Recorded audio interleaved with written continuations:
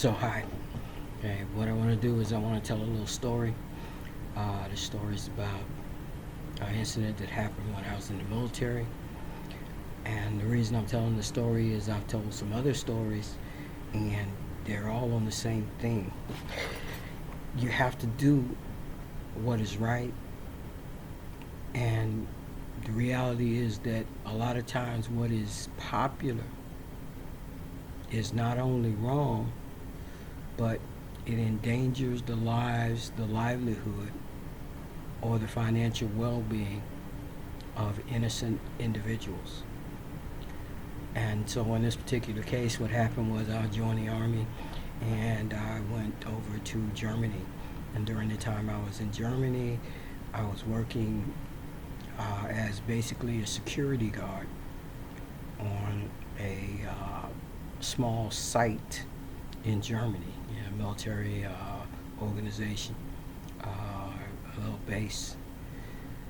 And so I wasn't doing infantry every day, so I volunteered to take infantry training courses from time to time just to keep my proficiency in the infantry. And I went to one of these courses, and when I got there, uh, they told me, they said, "Hey, Sergeant Walker, what's going to happen is that this is a course called Platoon Confidence Training. Your organization will act as a composite platoon, and you will go out and you'll perform military tasks, and you'll take tests, and you'll be evaluated on your performance. And the grades that you can get is attended the course successfully, or attended the course successfully and passed. If you attended the course successfully, that means you came here every day and you um, didn't get injured, or you didn't flunk any portion of the course at such a terrible score that they won't give you credit for the courses you just attended. Okay. Anyway, what we did was we went ahead and we got everything together to take this course, which comes to the first of the things that I wanted to talk about and the things that I wanted to highlight. The military, in order to accomplish so many of its different tasks that it has to do, um, they have standard packing list for the place you're going and the job you're going to be doing. What those packing lists are is they take a portion of reports, after action reports, and evaluations of courses that were participated in, of training that was conducted, and the time, and they compile all of those together and they come up with what equipment you need to do a certain thing. Now, some of you will remember that under Bill Clinton, they had an incident in Somalia where a bunch of soldiers were going on a short extraction mission. If everything went perfect, they would be gone 2 hours. And what happened was that the commander in charge of that unit told those people, said, "Hey, since you're only be gone 2 hours, you don't need to take night vision gear, you don't need to take extra rations and extra ammo, and certain equipment like poncho, or a some warmer clothing, socks and stuff like that. You only take all that stuff because it'll only be gone 2 hours." Uh, that was a popular decision. Guys didn't want to take that equipment anyway, so it was a popular decision. It was a short-sighted position because you never know what's going to happen, and that's why you have a packing list. So uh, soldiers died, and people suffered because one of the helicopters got shot down, which led to eventually another helicopter getting shot down, and people were on the ground for longer than a couple of hours, and they needed food that they didn't have. They needed night vision devices that most of them didn't have, with the exception of the really determined and smart people.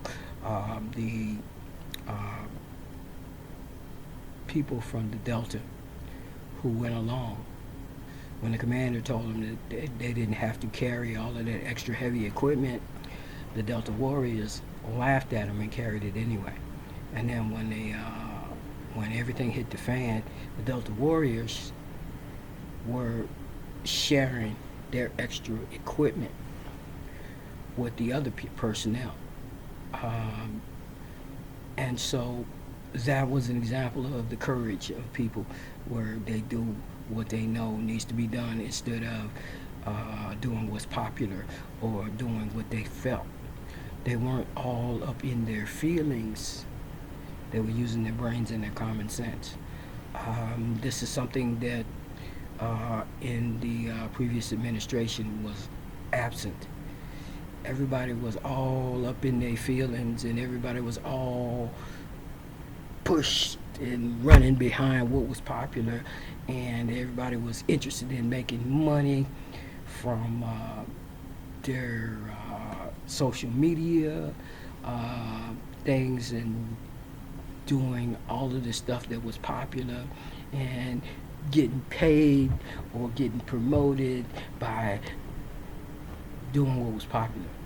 Okay, but those Delta Warriors, okay, if you like me or not, uh, this is what you need to carry on this mission. And I'm not trying to be your friend. I'm trying to survive this mission, so I'm carrying this equipment.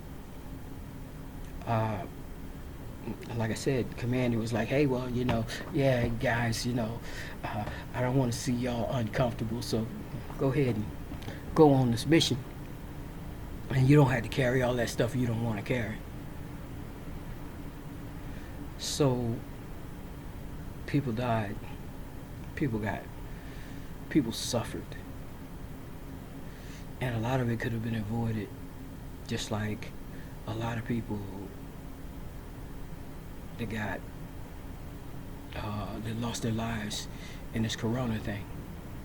They could have possibly survived had things been done differently. But in order for that to happen, what happens is you have to stop with the popular opinion and use common sense and facts. Anyway, that's besides the point. So what happened was we went down there and we go to training, and I was prior service. My parents were both volunteer rescue squad, so I had a lot of knowledge on first aid and stuff. On top of that, I took the 40-hour course called Combat Lifesaver at the time, and I went to that course and learned a little something. So I was the highest ranking medical person in the platoon. However, medics, vast amounts more training, but little practical experience. And we had two medics in the platoon. Anyway, we go out there, we get in the field, and we do a little bit of training, and we get ready, and the evaluators come to us and say, okay, now you're ready for your training exercise. So we're going to go to the field. We're going to travel around through the woods. We're going to play little games and attack this target and attack that target, do a raid, an assault, and we're going to navigate around, and then we evaluate you on these activities. So they said, here's a packing list, get ready to go. So I look at the packing list. Seems pretty solid to me. Not everybody in the platoon was infantry. In fact, there was only about 8 of us in the entire platoon that had actually participated in infantry and were actually trained and had manuals on infantry. So popular opinion was, darn, there's a lot of stuff on this packing list that we don't need, because it's late June and it's 96 degrees in the shade most days, and high humidity. Okay. So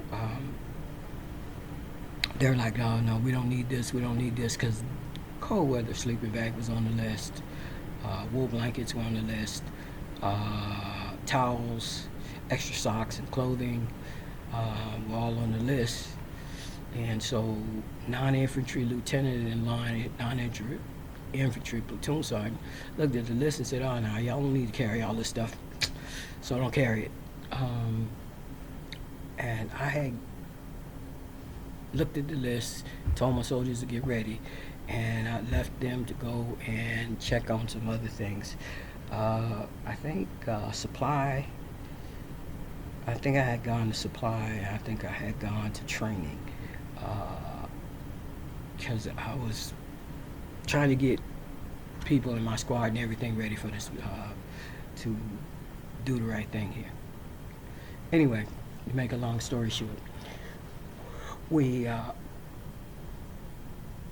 getting ready, and I come back and their packs don't have all the stuff in it. So I take a look and I see what's missing, and I tell them to go get the stuff, and they tell me the lieutenant said they don't have to carry it. So what do?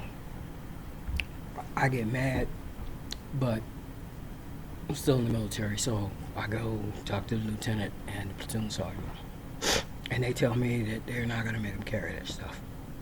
So I can fight them or I can compromise.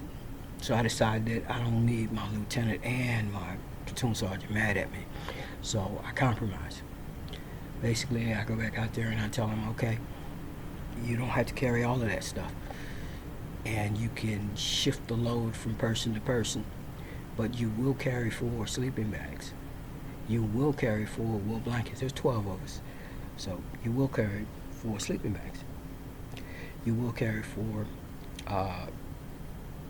wool blankets. Everybody will carry a towel and extra socks.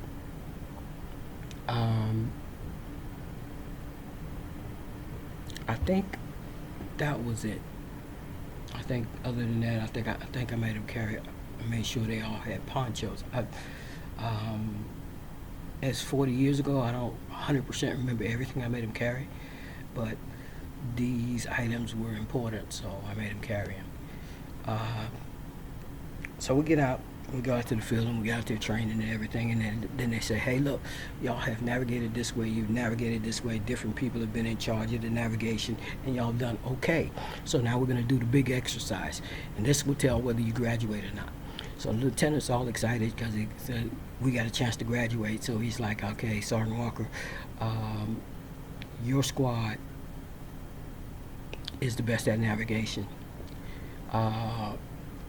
Your squad can negotiate obstacles and everything. So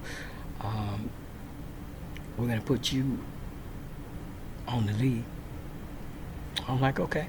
And he plots out, he tells us where we're going to go, and I sit down and we plot out the course and everything, and we move out, and we're traveling.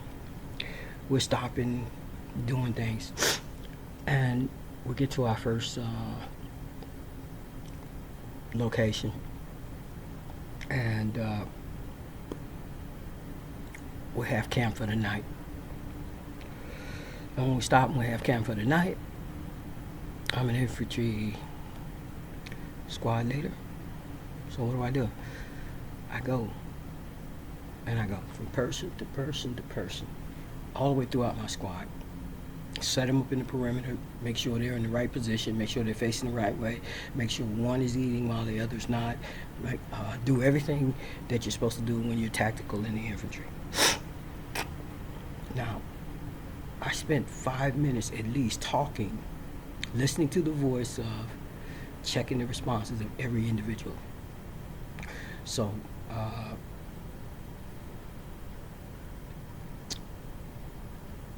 things are going pretty good. One of the soldiers is not feeling too good. And so I tell him to go in there and, because we had just crossed the water obstacle. I told him to just go in there and dry off and crawl in the sleeping bag. Now the irony is that they had to go to another position to get a sleeping bag. But again, the irony is that they had a sleeping bag for him to crawl in and get warm. So I went ahead and we went through everything, and I went back and talked to the lieutenant and everything, and then I went back and I checked on him again. Now when I went back and I checked on him again, the guy was in the sleeping bag, and I was hoping that he'd eat something and he'd get in the sleeping bag and he'd feel better. He still couldn't get warm. So I had somebody get a wool blanket, wrap him in the wool blanket, and I told the other guy, I said, okay, now what I need you to do is take all your gear off and keep your fatigues on, but crawl in the sleeping bag with him. So I had 2 soldiers in the sleeping bag, and we made it through the night. I stopped during the course of the night. I got up and went outside of my position a little bit and just sat down, and I only saw one shadow come past where I was at. Other than that, everything was good, and what I assumed that shadow was the evaluator.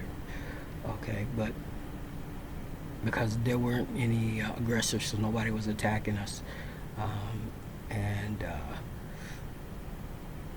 so we got up next morning, everything's okay. The lieutenant's like, okay, so we're gonna do this mission, and I need you to be on point, and I need your RTO because I want him with me so that the evaluator who's gonna be walking with me can see us do the correct radio procedures and everything. So I'm like, are you sure, sir? He said, yeah. I said, okay. Again, it's one of those situations where I didn't really want to cause a scene because I'm already having friction with the lieutenant and the platoon sergeant. So I said, okay. Truth of the matter is that I really wanted my RTO with me because I didn't want him too far from me so I could check on him from time to time. But anyway, we jumped up and we moved out and we're going, and we were doing everything the way infantry does. You stop and cross fields and cross open areas and cross roads like you're supposed to, and everything was going great. Then I get a message that says stop. So I'm like, what's going on? It says lieutenant says stop. Okay. So we stopped. After 5 minutes, I set out perimeter, got everything like it's supposed to be, got my people turned and facing in different directions so we don't get attacked and all of this, because we didn't know whether there were going to be any aggressors out there or not. We believed there weren't, but we didn't know. So we set up. 5 more minutes passed, and I'm like, so what's going on? They say medical emergency. We got it. I'm like, who? They say lieutenant says don't worry about it. So I said, who? And they said my RTO. I said, okay, I'll be back there in a minute. And they said, no, the lieutenant says they don't need you. We got two E4 medics. I'm like, I am the highest ranking medical person. I'm coming back there. And they're like, lieutenant says we don't need you. So at this point, I'm done with trying to be nice. You know, I'm going back there. So I go back there, and I get back there, and they got my guy on the ground, and he's going into convulsions, and there's a little drizzle going on. If I remember correctly, there's a little drizzle going on. We just crossed the water obstacle not too long ago, and he's on the ground. He's going into convulsions, and they're trying to administer a IV because everybody's sweating and they think he is a heat casualty. So I said, stop. And the lieutenant was like, we told you not, I don't need you back here. I got 2 medics here and we're taking care of the situation. I said, no, sir. I said, he is a hypothermia victim. So what do you mean? I said, less than 6 hours ago, he was in a sleeping bag with another guy because he couldn't stay warm. And the lieutenant said, well, what are you talking about? Look around you. Says, look at the sweat on my forehead. And I was like, sir, we just came out of the creek not too long ago. He must have had a relapse from last night. So he says, Sergeant, just get out of the way. And they went back, and the guy was about to, I said, no. And I got in the way. And the lieutenant's like, sir, I said, Sergeant Walker, I order you to move. That's a direct order. I said, I'm sorry, sir. And he looks at me, and he sees tears in my eyes. And he's like, so you know your career is over, don't you? And I'm like, sir, this is not about my career. This is about I almost got one of my soldiers killed. And he's like, you better move. And I told one of the other guys in the platoon, I told him, call up front, tell Corporal Logan to come back here. So Corporal Logan comes back there. Logan was 5'6", 240 plus pounds, 5% body fat, a little tank. Robert Newhouse comes to mind of the Dallas Cowboys, and Logan would have been playing professional football if he hadn't had a knee injury. Okay. Anyway, Logan comes back there, and I told Logan, I said it loud enough for everybody that was standing around to hear. I said, you break the fingers of the first person that tries to touch that soldier. It's been 40 years. I can't remember the guy's name, being perfectly honest. Logan, contrary anyway, he loved the idea to get orders to beat somebody up. So Logan was down for it. He told me, he said, hey, Sergeant Walker knows what he's doing. And if Sergeant Walker said, don't touch him, don't you touch him. And the lieutenant is really mad now, and he's yelling and everything. So the evaluator comes over, and he says to the lieutenant, he says, sir, he says, I know y'all having a disagreement here. He says, but this is now a medical emergency, and I'm taking over. He said, the first thing I'll tell you, sir, is that this sergeant is the only one that was walking around in the rain last night talking to every one of his soldiers twice. So if he says he is not a heat casualty, I would believe him. But he said, having been in this job for a couple of years, I can honestly tell you that if he is a heat casualty, he will not die in the next 10 minutes. He said if he is a hypothermia victim, he will have serious damage in the next 15. So let's call the base and talk to the medics. So we call back to the base and we talk to the senior medic. Now the senior medic on the Special Forces base is the equivalent of a PA. Okay. Some brain surgery procedures they can't perform, but just about anything else they can do. They're way above just an average everyday medic. They got a lot of experience Before the Humane Society stepped in and put a stop to it, uh, they would take injured animals that are found hit by cars and things and transport them to the base and have the medics in there in training keep them alive. Okay, so they had a lot of experience in what to do in medical situations. So anyway, the special forces medic gets on the phone and he asks what the problem is, and we tell him. He said, he says, "You're right." He says those are exact opposite directions, but he said, to be honest with you, a light rain and crossing a body of water with a temperature of less than 29 degrees um, would account for discrepancies in the symptoms of hypothermia. He says the skin should be cool and moist, but if it's raining and you just came out of a creek, his skin will be cold and clammy instead of dry and moist. I mean, dry and cool. So he said, so I'm inclined to go with the sergeant, but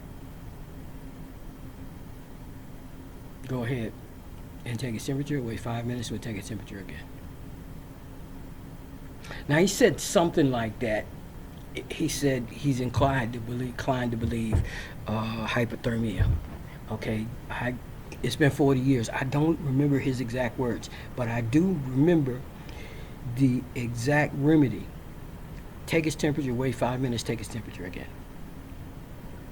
Okay, so we did that. It was 97, which was reason to believe he wasn't a heat casualty in the first place. And then the other one was that when we took it 5 minutes later, it was 91. And the medic told the lieutenant that a ice cold saline drip would have sent the young man in his 19 or 20, would have sent him into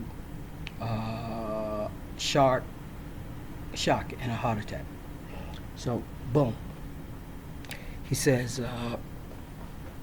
okay, the sergeant had the correct diagnosis, and he said, put him on the phone. So they put me on the radio, said, you know what to do? I said, yeah. He said, okay.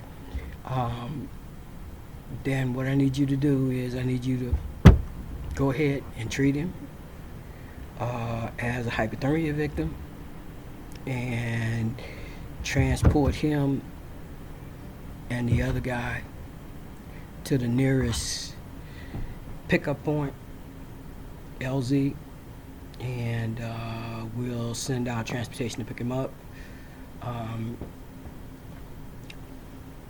And then once he's picked up, then you can go back to your training exercise. But officially right now, you are in charge of this medical emergency.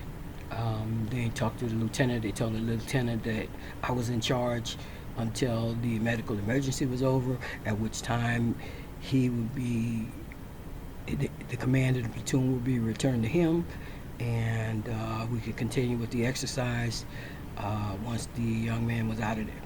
So that's what we did. I had my people bring back the supplies. Like I said, the irony of the situation, I had the 4 sleeping bags, and we ended up using 2 of them to keep this kid alive. But nobody else had them, so we had to have them bought from the front back here, and we did that, and we put another guy in the sleeping bag with him, and then the soldiers had to tote the 2 bodies in the same sleeping bag to the LZ. And when we got there, the medevac was conducted, and once the kid was out of there, we went back to our mission. And I say all of that for the same reason I said before, is because this is what happens in the real world. What is popular is often not what's right and what's needed, and being all up in your feelings get people injured and killed. Um, and what we need is people who are willing to step up and do the right thing. Um, Thank you for your time.